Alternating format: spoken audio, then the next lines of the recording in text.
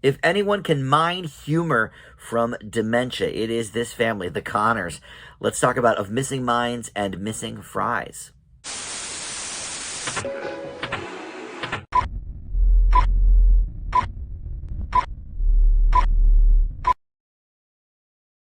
Hey guys, Dan here. This is Dan Reviews It, and welcome to my Connors review for the latest episode, episode 8 of season 5 of Missing Minds and Missing Fries. We got a whole bunch of new episodes, and then last week we were off for, I think it was maybe the Country Music Awards or something, and then next week there's another special event. It's going to be Disney Plus's Andor TV show, the Star Wars show, is going to be airing in the Wednesday night slot, which makes sense. You know, I think a lot of networks more air like specials on the eve of a holiday rather than just a regular episode. And by the way, Andor is a really good show. I'm not even a Star Wars person, but I reviewed it for my weekly TV review show, and it's really good.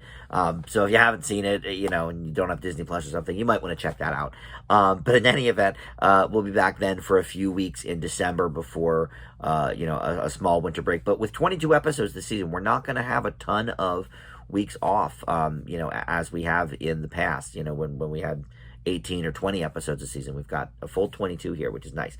But anyway, this is called Of Missing Minds and Missing Fries, and you know, they've just got the two topics yet again this episode, two A stories really that I think pretty much equal time is devoted to, and that's, you know, the way things have been going with this whole season.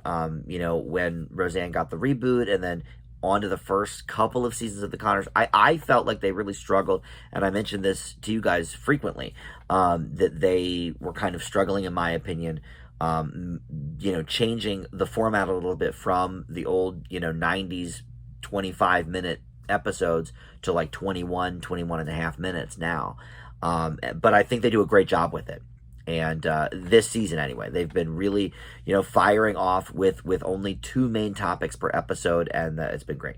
Now, are they ever going to bring, you know, Mary back? I don't know. Like the whole thing, you know, everybody in the main cast was in this episode and played at least a small role, except for Jade and Ray as Mary. And you know, they got rid of DJ, obviously, the Michael Fishman character, at the beginning of this season, end of last season, really.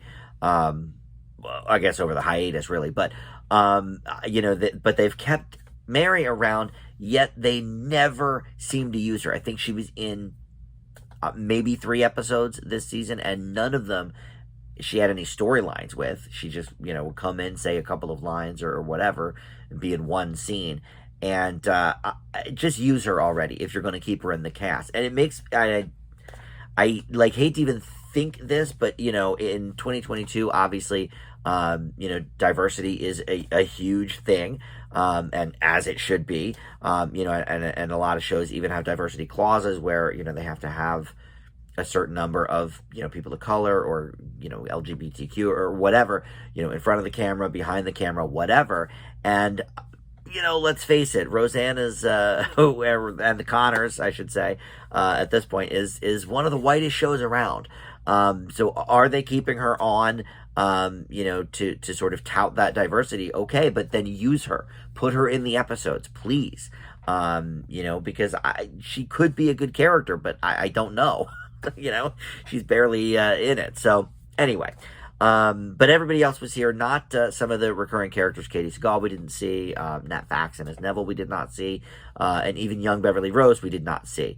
It was really all core cast with one special, wonderful guest star, Estelle Parsons, who plays Bev, Jackie and Roseanne's mother.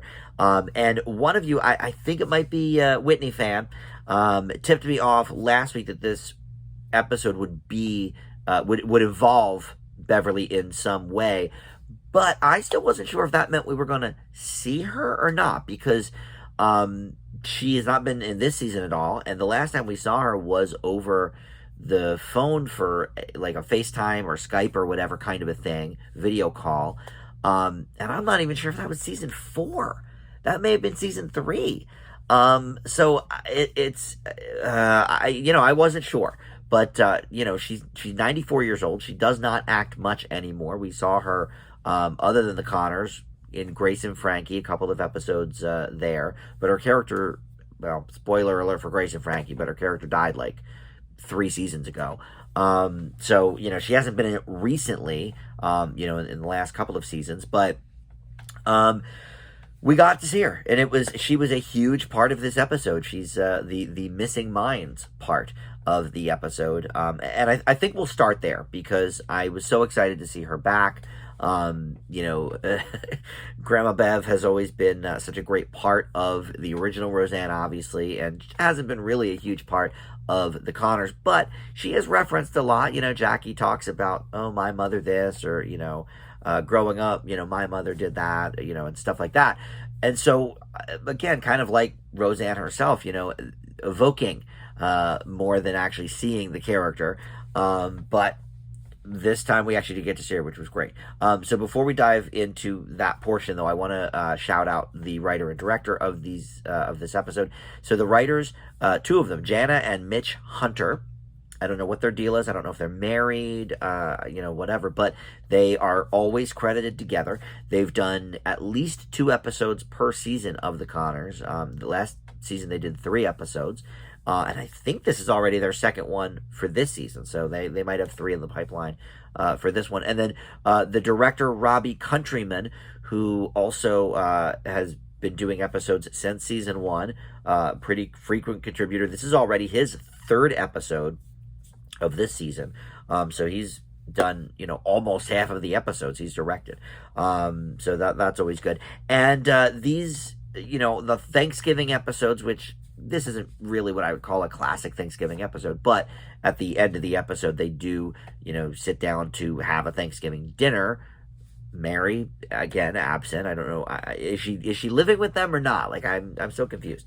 But anyway, so it's not a traditional Thanksgiving episode, but the classic Thanksgiving episodes of Roseanne always brought out, the extended family, whether it was, Dan's father, or, I think it was a Thanksgiving episode where we learned he was hooking up with Crystal, or we would see Grandma Bev, Nana Mary, played by the great Shelley Duvall, who is not with us, Shelley Winters, I'm sorry, who is not with us anymore. Of course, she died many years ago at this point. But always it would actually be pretty funny if because if she was alive, she'd probably be, I mean, would she be over 100? She might be. I don't know. Estelle Parsons is 94, so maybe. But anyway, so when I heard, sort of the first scene where Harris comes in and talks about, oh, Grandma Bev gave me a scare at the Y. I took her to her aqua size class, and she just didn't know where she was and who I was, and so Jackie thinks this is a big, ruse to get her to come visit. She's like, oh, this is what she does. She doesn't have dementia. You're kidding. I think as the viewer, we knew, okay, yeah, no, she's gonna have it. They're gonna make that a part of it. And I wasn't sure how they were gonna handle it, because I figured if anybody could do it, it would be the writers of this show. But dementia and Alzheimer's, like that whole thing is terrifying to me. I don't have a history of it on my family, but I know a lot of people that have been affected by this, and their grandparents or their parents have dealt with issues with dementia, and it is frightening. I pride myself on having a good memory, and like the thought of that just going away and not recognizing people around me, or is very scary. So I wasn't sure, like, okay, what kind of line are we going to walk here? Because obviously we were joking about it in that early scene with Jackie, but I think as the audience, we kind of knew, okay, no, this is going to be real. So Jackie goes over and starts out with, oh, you're kidding, whatever. And then she, Beverly asks about Roseanne. She says, oh, tell Roseanne to come visit too. And I kind of saw maybe that's where it was going. I sort of figured, okay, she's going to have to evoke Roseanne's name to really make Jackie aware of, okay, this is real. So Jackie has to, break it to her that Roseanne passed on, and all of that. Great scene. Very touching. as Roseanne and the Connors have always done, sort of towed that line of a really serious subject and injecting huge laughs into it. And I think we got some of those in this episode. Not necessarily maybe in that scene, but so then she comes back, Jackie does, to the house and talks to everybody about it. And, oh, yeah, no, it's real. I think she's got dementia. And then sort of gets angry at the fact that she would not now get to tell her how her life has turned out great and how the restaurant is thriving and she married this great guy and all of the things to prove Beverly wrong, from the childhood. And I don't know how other people are going to feel about that. Is it sort of, not cool, a bit insensitive to sort of maybe make light of somebody with dementia? But the way these writers just weave the comedy and the drama together, I thought it worked great. I really thought, it was true to Jackie's character for sure. Number one, always joking about Beverly dying and everything.